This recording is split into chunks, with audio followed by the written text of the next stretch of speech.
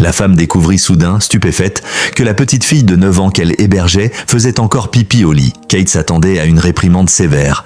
Mais contre toute attente, Eileen inventa un prétexte parfait pour préserver sa fierté. Dans les jours qui suivirent, même lorsque des invités venaient à la maison, Eileen ne reléguait jamais Kate à l'arrière-plan. Elle prenait même le soin de la présenter chaleureusement à chacun. C'était une expérience totalement nouvelle pour Kate. Dans sa famille d'origine, elle grandissait parmi 4 ou 5 enfants. Son père était froid et indifférent. Sa mère, débordée, n'avait jamais le temps de lui prêter attention. Ce manque d'amour l'avait rendue silencieuse et effacée. Mais plus le temps passait dans sa nouvelle maison, plus les liens entre elle et les membres de la famille se resserraient. Kate se mit même à faire le ménage de son plein gré. Son visage, autrefois sombre, s'illuminait de sourires sincères. Même ses petits accidents nocturnes disparurent. Cette ambiance apaisante n'aurait pas été possible sans l'équilibre émotionnel du couple. Sean, le père de famille, n'avait pas été très enthousiaste à l'arrivée de Kate. La première fois qu'Eileen lui proposa d'emmener la fillette à la ferme, il prétexta un emploi du temps trop chargé. Mais peu après, le père d'une amie d'Eileen tomba gravement malade. Eileen dut s'absenter pour lui venir en aide. C'est ainsi que la responsabilité de Kate revint à Sean. Ce jour-là, ils partirent ensemble à la ferme. Sean s'absorba dans ses tâches sans prêter attention à Kate. La fillette s'ennuya et sortit se promener seule. Ce ne fut qu'après un long moment que Sean réalisa son absence. Pris de panique,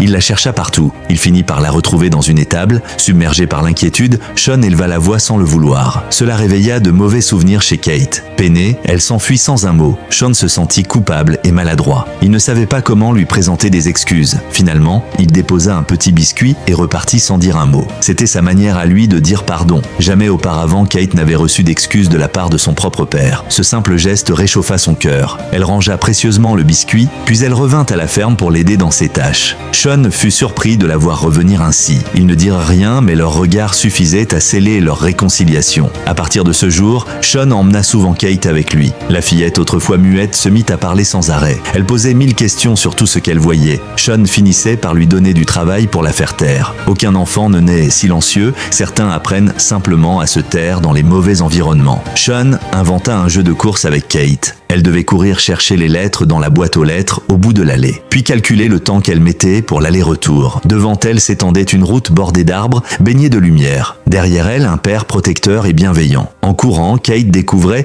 ce que signifiait la liberté. Elle n'avait plus à avoir peur, elle pouvait enfin être une enfant insouciante.